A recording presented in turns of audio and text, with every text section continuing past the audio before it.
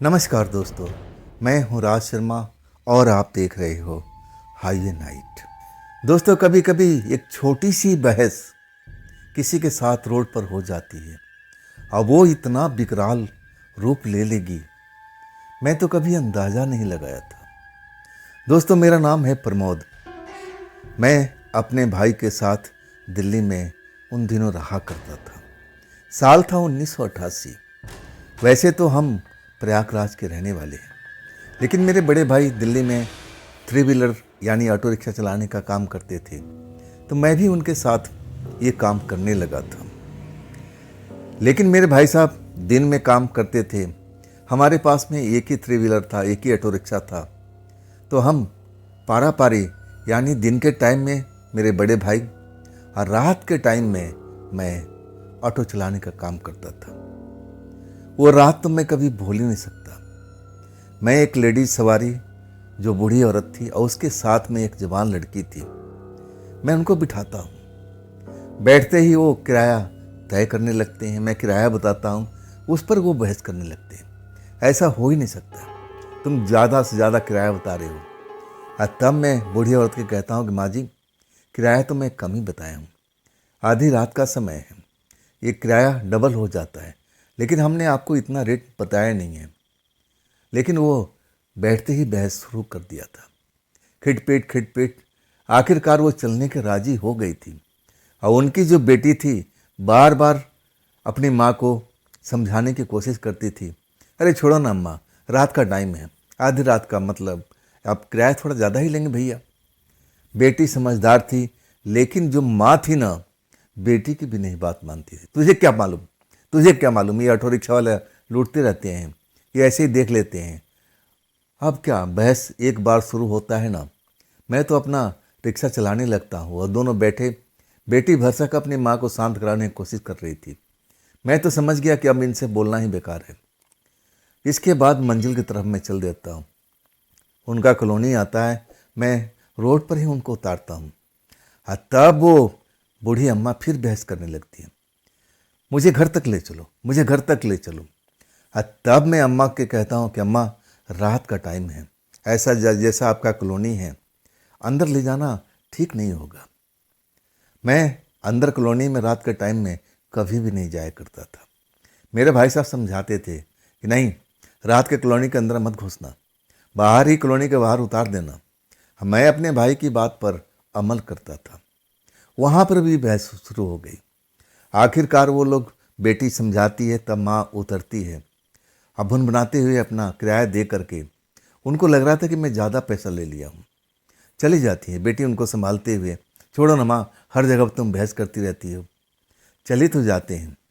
और इसके बाद मैं उनसे पीछा छुड़ा लिया था। फिर मैं दूसरे सवारी के चक्कर में रेलवे स्टेशन पहुँचता हूँ और तब तक मेरे सर में दर्द होने लगा था। मुझे लगा कि ये कोई बड़ी बात नहीं है, ऐसा कभी ना कभी मेरे साथ में होता रहता है। सर दर्द की शिकायत थी मुझे, ये मेरे लिए कोई बड़ी बात नहीं थी। लेकिन उस रात सर दर्द काफ़ी होने लगता है। जब मैं स्टेशन पहुंचता हूं खाली रिक्शा लेकर के, मुझे लगा कि अब मैं शायद रिक्शा चला नहीं पाऊंगा। मैं अपने ऑटो रिक्शा में आराम करने लगता हूं ताकि मैं आराम करूं और तब मेरा सर दर्द कम हो जाए। लेकिन सर दर्द बढ़ता ही जा रहा था। मुझे नहीं पता कि मैं कब सो गया या मैं कैसे नींद आ गई, मुझे तो पता भी नहीं था। इतना सर दर्द होने के बाद में नींद आती नहीं है, लेकिन मुझे गहरी नींद आ गई थी। इसके बाद मैं भयानक सपना देखने लगता हूँ। मैं देखता हूँ कि जहाँ पर मैं उस औरत को बिठाया था, एक सुनसान बस स्टैंड था। वो लोग बस के इंतज़ार कर रहे थे। अब रात में, आधी रात को भला बस कहाँ मिलती है। मैं उस जगह पर अपने आप को खड़ा पाता हूँ जहाँ पर वो माँ बेटी को मैंने अपने ऑटो रिक्शा में बिठाया था। माँ खड़ी दिखाई दे रही है, लेकिन बेटी उसकी नज़र नहीं आ रही है। माँ मुझ पर झगड़ा करने के लिए आती है, तूने मुझसे ज़्यादा पैसा लिया, देख तेरा पैसा हजम नहीं होगा, मैं तेरा पैसा कैसे निकालती हूँ तुम भी क्या याद रखेगा। ये सर दर्द मैंने तुझे दिया है। साफ साफ लफ्ज़ों में वो औरत मुझे बता रही थी। इसके बाद इतना भयानक उसका चेहरा हो जाता है, मैं तो चीख मारने लगता हूँ। डर के मारे मैं अपनी आँख खोल देता हूँ। तब मैं अपने आप को स्टेशन पर पाता हूँ। सर दर्द उस टाइम मेरा गायब हो गया था। इतना भयानक सपना मैंने कभी जिंदगी में नहीं देखा था। मैं डर गया था, सच कहूँ तो मैं खौफ में भरा हुआ था। तब जाकर के मैं बाहर निकलता हूँ, पानी वानी पीता हूँ। ऐसा लगा कि ये सपना भयानक था। ऐसा भयानक सपना मैंने कभी देखा नहीं था। वैसे कभी कभी मैं ऐसा भूत प्रेत का सपना देख लिया करता था, लेकिन इतना डरावना सपना मैंने नहीं देखा था। मैं अपना ऑटो रिक्शा में आके बैठ जाता हूँ। अब सवारी का कोई मतलब नहीं था। रात वैसे भी काफ़ी हो चुकी थी। ट्रेन का अता पता नहीं था कि कब आएगी नहीं आएगी। अब मैं सोचता हूँ चलो अब अपना घर ही चलते हैं। लेकिन अगले पल फिर मुझे ध्यान आता है कि जितना मुझे कमाना चाहिए इतना तो मैं कमा नहीं पाया। चलो थोड़ा देर इंतज़ार करते हैं, कोई ना कोई ट्रेन आएगी, कोई ना कोई सवारी मुझे मिल जाएगी। इंतज़ार का फल मीठा होता है। और इसके बाद एक बाबा जी आते हैं। उनको बाहरी दिल्ली में कहीं पर जाना था, किसी मंदिर का नाम ले रहे थे। मैंने उनको आदर सत्कार से बिठाता हूँ। वैसे देखने में पुजारी वगैरह नहीं लग रहे थे। सफ़ेद कुर्ता पजामा, पगड़ी बांधे हुए थे, हाथ में एक सफ़ेद थैला था और सफ़ेद बाल भी थे।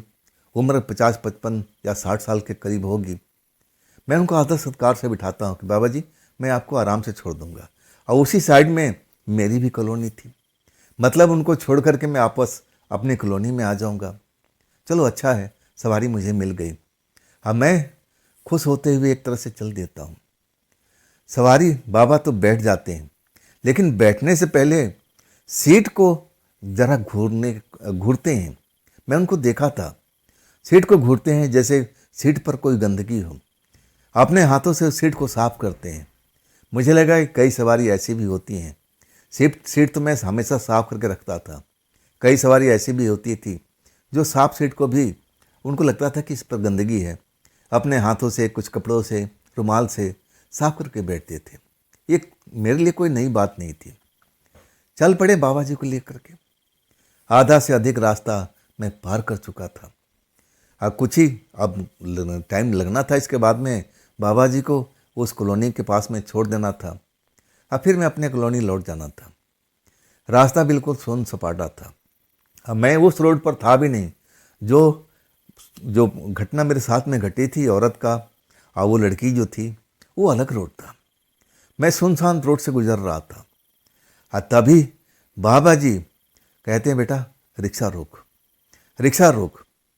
मैं कहता हूँ बाबा जी अभी तो आपका जगह नहीं आया, आपका कॉलोनी नहीं आया, आप एक मंदिर का नाम ले रहे थे वो भी तो नहीं आया, आप यहाँ पर क्यों रिक्शा रुकवा रहे हो? तब कहते हैं सामने देख, सामने देख। मैं सामने आँख फाड़ फाड़ के देखता हूँ, लेकिन मुझे तो कुछ नज़र ही नहीं आता है। मैं कहता हूँ बाबा जी रोड तो पूरा खाली है, क्या देख रहे हो आप, मुझे कुछ समझाओ भी। बाबा जी कहते पहले रिक्शा रोक, जल्दी रोक, जल्दी रोक। ब्रेक लगा देता हूँ। मैं आगे तो देख लिया, मुझे तो कुछ नज़र नहीं आ रहा था। आसमान में चांद नज़र आ रहा था, रोशनी फैली हुई थी, स्ट्रीट लाइट भी जल रही थी। तो ऐसा नहीं था कि अंधेरा था, मुझे कुछ सूझ ना रहा हो, मुझे कुछ दिखाई नहीं दे रहा हो। मैं आश्चर्य से आगे देखता हूँ और फिर बाबा जी की तरफ देखता हूँ कि बाबा जी आपने रिक्शा यहाँ पर क्यों रुकवाया, रास्ता तो बिल्कुल साफ है।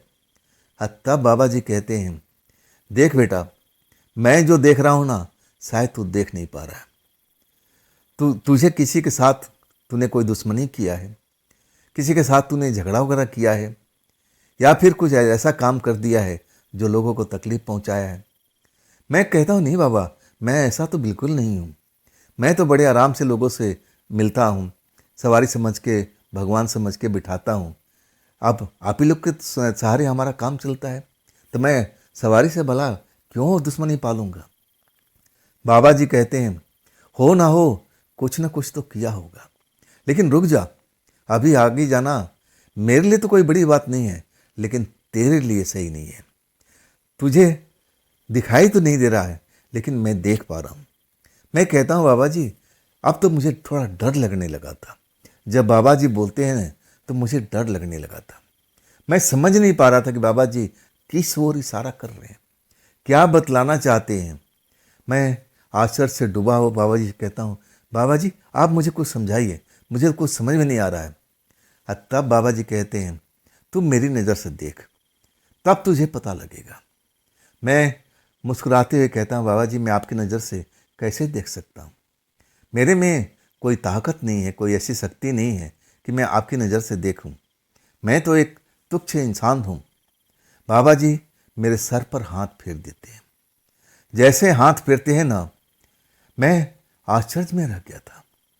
जिस रोड पर मैं एक भी कोई चीज़ को नहीं देख पा रहा था, अब उसी रोड पर मुझे एक मोटी सी तगड़ी सी औरत, अब बड़े बड़े बाल वाली, सफ़ेद बाल, अब मेरी रिक्शा से कुछ ही दूरी पर खड़ी होकर के बीचों बीच रोड पर अब मेरी तरफ घूरती जा रही थी। इतना भयानक उसका शकल था कि मैं तो देख करके ही डर गया था।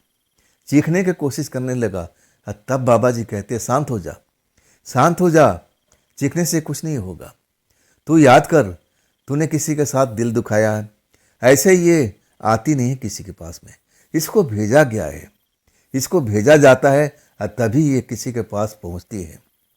ये तेरे साथ में कुछ न कुछ करने वाली है, लेकिन संजोग से आज मैं तेरे रिक्शे पर बैठा हुआ हूँ। तू डर मत, तू याद कर, किसी के साथ कोई लड़ाई झगड़ा, किसी के साथ कोई दुश्मनी, सोच ले। तब मैं अपने दिमाग पर जोर डालने लगता हूँ। अब तो वही बात मुझे समझ में आ रही थी, उस औरत वाली बात जो माँ बेटी थी। बेटी तो बहुत शांत थी, अपने माँ को समझाने की कोशिश कर रही थी, लेकिन माँ जो थी ना, जिद पकड़ लिया था। वो मुझे ना जाने क्या क्या बोली थी। इसने ये भी बोला था कि देख, तुझे हजम नहीं होगा पैसा जो मुझसे ज़्यादा लिया है, ये पैसा ज़रूर मैं निकालूंगी। मैं भयानक सपना याद कर लेता हूँ। तब मैं बाबा जी को बताता हूँ कि आज ही ये सब हुआ था रात में। मैं सब कुछ बाबा जी को आगे रख देता हूँ कि बाबा जी ऐसे ऐसे एक औरत से मेरी, तो मैं किसी से झगड़ा उगड़ा नहीं करता हूँ, लेकिन वो मुझ पर जानबूझकर झगड़ पड़ी थी। कह रही कि तुम ज़्यादा पैसा लूट रहे हो, ज़्यादा पैसा ले रहा हो। मैं सब कुछ बाबा जी को बता देता हूँ। तब बाबा जी के चेहरे पर मुस्कुराहट दौड़ आती है। कहती है, जिस औरत से तेरी लड़ाई झगड़ा हुआ है ना, शायद वही होगी। इस औरत को उसी ने भेजी है, लेकिन अब डरने वाली बात नहीं, मैं हूं ना तेरी रक्षा करने के लिए। हम दोनों ऑटो रिक्शा में बैठे थे, मैं अपना हैंडल संभाले हुए, स्टीयरिंग संभाले हुए, और बाबा जी पिछली सीट पर। मैं अब उसको देख रहा था जो कुछ देर पहले मुझे नजर नहीं आ रही थी, लेकिन एक जगह पर रुकी हुई थी, एक जगह पर रुकी हुई मुझे खा जाने वाली दृष्टि से देख रही थी। शायद उसको एहसास हो गया था कि मैं ऑटो में तो अकेला नहीं हूँ, कोई ना कोई है उनके साथ में, मेरे साथ में, जो शक्तिशाली भी है। शायद इसी वजह से मेरे पास में आ नहीं रही थी, जैसा बाबा जी कह रहे थे। मैं तो बहुत डरा हुआ था, बड़े, इतना शरीर मेरा कांप रहा था डर के मारे, लेकिन बाबा जी मुझे सहारा दिए हुए थे। कह रहे थे कि डरने की जरूरत नहीं है, मैं हूं ना, मैं सब कुछ देख लूँगा। कुछ देर बाबा जी आंखें बंद करके बुदबुदाते रहते हैं। अब फिर वो ऑटो रिक्शा से उतर जाते हैं। जैसे उतरते हैं मैं बाबा जी को रोकता हूँ, बाबा जी आप मत जाओ, आप मत जाओ। बाबा जी कुछ बोलते नहीं हैं। मैं तो बस बाबा जी को रोकने की कोशिश कर रहा था, लेकिन बाबा जी रुके नहीं, उस औरत के सामने जाकर के खड़े हो जाते हैं। मैं तो डर गया था, औरत नुकसान पहुंचा देगी बाबा जी को, मुझे ऐसा लग रहा था। देखने से ही कोई शैतानी आत्मा लग रही थी। इतनी बड़ी बड़ी आंखें और इतना भयानक उसका चेहरा, मैं आज भी ये सब याद करके सिहर जाता हूँ। बाबा जी उसके सामने पहुंच जाते हैं, वो उनसे बात करने लगते हैं, उस औरत से बात करने लगते हैं। मुझे और आश्चर्य होता है, बाबा जी उससे बात कर रहे थे, और बात ऐसी नहीं थी कि मुझे सुनाई नहीं पड़ रही थी। बाबा जी भारी आवाज में उस औरत को समझा रहे थे, देखो ये अब शिकार तुम्हारा नहीं रहा, अब ये मेरी शरण में है। जहां से तुम आई हो ना, वहीं पर लौट जाओ, वही तुम्हारी शिकार होगी। तुम जाओ, जो हमला इस पर करना चाहती हो ना, ये हमला तुम कर नहीं पाओगे। जाओ, जिसने तुम्हें भेजा है ना, उसी पर जा करके तुम अपना हक आजमाओ, जाओ तुम। बाबा जी बहुत चिल्ला रहे थे, चीख रहे थे उस औरत पर। वो औरत बस बाबा जी को घूरे जा रही थी, और जरा से भी उसको मौका मिलता तो मेरी तरफ देखने लगती थी। मतलब वो मन बना लिया था कि वो ऐसे नहीं लौटेगी। वो मेरा नुकसान पहुंचाना चाहती थी और पहुंचाने के लिए बेकरार हुई पड़ी थी। लेकिन बाबा जी थे उसका रास्ता रोके हुए, बार बार उसको समझा रहे थे कि देखो ये शिकार अब तुम्हारा नहीं रहा, अब ये मेरी शरण में है, तुम इसको छू भी नहीं पाओगी। मैं तुम्हें बता रहा हूँ ना, जिसने तुम्हें भेजा है तुम उसके पास जाओ, आज उसका तुम शिकार करो, वो शिकार तुम्हें वही मिलेगा जिसने तुम्हें भेजा है। तुम वापस लौटो, इस शिकार को भूल जाओ, अब तो हमारी शरण में है। ऐसी बातचीत बाबा जी लगभग आधा घंटा तक करते रहे, जहाँ तक मुझे अनुमान है। आखिरकार जब वो नहीं मानती है तब बाबा जी लौट आते हैं। थैला उनके मेरे ऑटो रिक्शा में पड़ा हुआ था। थैला में से एक शीशी निकालते हैं, पानी से भरा हुआ शीशी मुझे लग रहा था, और वो शीशी लेके चले जाते हैं। और तब तक वो 2-4 कदम आगे बढ़ाई थी। मैं तो और डर गया। जब इतना बाबा उसको समझा रहे हैं तो फिर लौट क्यों नहीं रही है, मुझे मारना चाहती है। मैं इतना भयानक उसका चेहरा देख करके डरा हुआ था, लेकिन बाबा जी के चेहरे पर डर नाम का कोई चीज़ नहीं था। शीशी लेते हैं, अब मुझे कहते हैं देखो तुम ऑटो रिक्शा से बाहर मत निकलना, नहीं तो मैं तुम्हें बचा नहीं पाऊंगा। और मुझे समझा करके फिर अपना शीशी कांच के लिए हुए थे, आगे बढ़ जाते हैं। रास्ते पर जाके खड़े हो जाते हैं, उसको रोक लेते हैं, तुम आगे नहीं बढ़ोगे, ये मेरा आदेश है। मैं तुम्हें समझा रहा हूँ ना, ये शिकार तुम्हारा नहीं रहा, अब ये मेरी शरण में है, तुम बात क्यों नहीं समझती हो। जिसने तुम्हें भेजा है उसी के पास में लौटो, वो तुम्हारे लिए कोई ना कोई शिकार का व्यवस्था करेगी, और नहीं मिलता तो तुम उसको शिकार बना लो। बाबा जी ना जाने क्या क्या बोल रहे थे, मुझे तो डर के मारे पूरी बात याद भी नहीं है, लेकिन इतना मैं जरूर जानता था कि वो मेरी रक्षा करने पर उतारू थे। औरत जब पीछे नहीं हटती है ना, तब बाबा जी वो शीशी को ढक्कन खोल लेते हैं।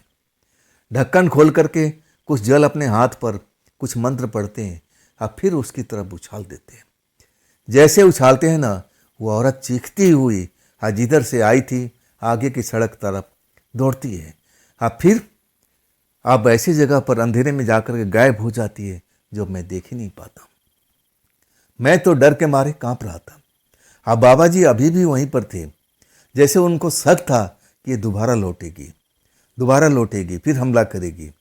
बाबा जी कुछ देर तक वहाँ खड़े रहे, मंत्र बुदबुदाते रहे। आखिरकार जब नहीं लौटती है ना, तब मेरे पास में आते हैं, बैठते हैं पिछली सीट पर, कहते हैं अब चला, अब तो सुरक्षित है। मैं तो जैसे मेरा हालत खराब था, मैं आगे चला तो रहा था लेकिन डर लग रहा था। मैं दाएं बाएं देखते हुए जा रहा था। बाबा जी कुछ मुझे समझा रहे थे, लेकिन उस टाइम मेरे दिमाग में डर छाया हुआ था, मैं उनकी पूरी बात समझ नहीं पाया था। आखिरकार जब मैं उनके ठिकाने पर पहुंचता हूँ, एक कॉलोनी था जहाँ तक मुझे याद है, रात के टाइम में। आप फिर मुझे कहते हैं कि आप यहीं रोक दो, मेरा ठिकाना आ गया है, कुछ ही दूर जा कर के हमारा स्थान है, मंदिर है, मैं अब चला जाऊँगा। लेकिन मैं अभी तुमसे कहना चाहता हूँ कि अभी तुम उस रास्ते से लौटना मत, आप यहाँ पर तुम सो जाओ, आराम कर लो अपने ऑटो रिक्शा में, और जब सुबह हो ना तब तुम निकलना। हाँ, मुझे एक पुड़िया देते हैं, हाँ कहते हैं तुम अपने पास में अपने पर्स में इसको हमेशा रखना, तुम्हारी देखभाल करेगा, सुरक्षा करेगा, ऐसी चीज़ों से तुम्हें दूर रखने की कोशिश करेगा। लेकिन अभी मत जाना, यहाँ इंतज़ार करना। हाँ, फिर वो जाने लगते हैं और मैं बस उनको जाते हुए देख रहा हूँ। मैं इतना डरा हुआ था कि मैं उनसे कुछ पूछना चाहता था, लेकिन मेरी हिम्मत नहीं हो रही थी। शायद वो समझ गए थे कि मैं उनसे कुछ बात करना चाहता हूँ, मैं उनसे कुछ पूछना चाहता हूँ। और तब कहते हैं कि हाँ, तुम कुछ पूछना चाहते हो। अब जाकर मैं उनसे बोलता हूँ कि बाबा जी ये कौन थी, अब मुझे क्यों मारना चाहती थी। बाबा जी हंसने लगे और कहने लगे कि देखो, किसी का दिल मत दुखाना, किसी के साथ में रात के टाइम में तो आप समझ लो तुम रोड पर चल रहे हो और तुम्हें किसी से लड़ाई झगड़ा भी करना ठीक नहीं है। कौन इंसान क्या है तुम समझ नहीं पाओगे। मैं तुम्हें यही बता सकता हूँ, यही शिक्षा दे सकता हूँ। अरे 10 रुपये कोई कम दे, उसे तुम्हारा क्या फ़र्क पड़ने वाला है, ले लो ना भाई। अगला फिर भगवान है, कहीं ना कहीं तुम्हें उससे ज़्यादा दे देंगे। लेकिन किसी का दिल मत दुखाया करो। मुझे बहुत कुछ समझाते हैं और तब मेरी अकल आ जाती है। और इसके बाद मैं सब कुछ बाबा के कहे अनुसार चलता था। कोई सवारी मुझे कहती थी कि भैया मेरे पास में पैसे कम हैं, मैं उसका दिल नहीं दुखाता था। मैं कहता था कोई बात नहीं, बैठ जाओ। भगवान मुझे देता था अगली सवारी के रूप में। मुझे नुकसान नहीं होता था जितना मैं आपको बता रहा हूँ। मुझे लगा था, निचोड़ में जब निकाला इस घटना का था, तब मुझे लगा कि जो माँ बेटी थी ना, बेटी तो ठीक ठाक थी, उसमें कोई बुराई ऐसा कोई बात नहीं था, लेकिन माँ जो थी ना वो तंत्र मंत्र का जानकार थी, गुस्से वाली थी। ये सब काम गुस्से में किया होगा। कोई ऐसी शक्ति को मेरे पास भेज दिया था सिर्फ सबक सिखाने के लिए या बदला लेने के लिए या ना जाने क्या करने के लिए। मैं तो ये समझ नहीं पाता हूँ, लेकिन निचोड़ में यही निकाला था कि सब कुछ उसी औरत का किया हुआ था। वो औरत मुझे सबक सिखाना चाहती थी, ना जाने किस रूप में मुझे क्या करवाना चाहती थी, ये तो मैं समझ नहीं पाया। लेकिन संजोग देखिए, जहाँ कोई मारने के लिए तैयार होता है ना, भगवान हमेशा ऐसा कुछ न कुछ कर देता है बचाने के लिए। वो बाबा जी, अब देखिए संजोग, मेरे ऑटो रिक्शा में सवार हो गए थे। अगर उस रात वो नहीं होते तब मेरे साथ में क्या होता है, यही मैं समझ करके आज भी कांप जाता हूँ। तो दोस्तों, ये थी प्रमोद जी की भेजी हुई अपनी आप बीती, उनकी सच्ची घटना जो दिल्ली में 1988 में घटी थी। अगर आपके पास भी ऐसी कोई अपनी कहानी है, कोई अपनी आप बीती है जो आप मुझे भेजना चाहते हैं, तो देर मत कीजिए। मेरे व्हाट्सएप नंबर पर, मेरी मेल आईडी पर आप ज़रूर अपनी कहानी को शेयर कीजिए। दोस्तों, ये भी चैनल आप ही का है, इसको भी अपना प्यार दीजिए, दुलार दीजिए, लाइक कीजिए, सब्सक्राइब कीजिए, अपने दोस्तों को शेयर कीजिए और हाइप वाले बटन को ज़रूर दबाइएगा। तो फिर हम जल्द मिलते हैं एक नई घटना, एक नई कहानी को लेकर के। आप लोग अपना ख्याल रखिएगा। नमस्कार।